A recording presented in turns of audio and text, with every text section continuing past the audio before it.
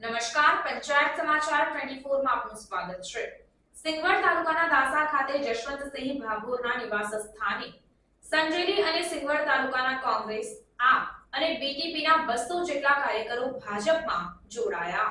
લોકસભાની ચૂંટણીને હવે ગણતરીના દિવસો બાકી છે, ત્યારે કોંગ્રેસ અને આમ આદમી પાર્ટીના કાર્યકર્તાઓ ભાજપમાં જોડાવાનો સિલસિલો યથાવત રહ્યો છે। દાહોદ લોકસભા બેઠકના સાંસદ અને ભાજપના ઉમેદવાર જશવંતસિંહ ભાભોરના નિવાસ સ્થાને દાસા ખાતે સિગવડ અને સંજેલી ગામના કોંગ્રેસ અને આમ આદમી પાર્ટી અને બીટીપીના કાર્યકર્તાઓ સાંસદ જશવંતસિંહ ભાભોરની ઉપસ્થિતિમાં ભાજપમાં જોડાયા હતા।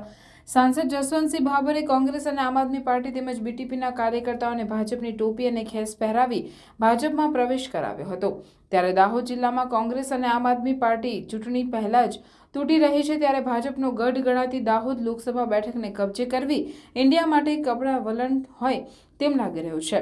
આગામી દિવસોમાં કોંગ્રેસ અને આપ પાર્ટીથી નારાજ વધુ કેટલાક કાર્યકર્તાઓ પાર્ટી છોડીને ભાજપમાં જોડાય તેવી પણ શક્યતાઓ હાલ જોવાઈ રહી છે।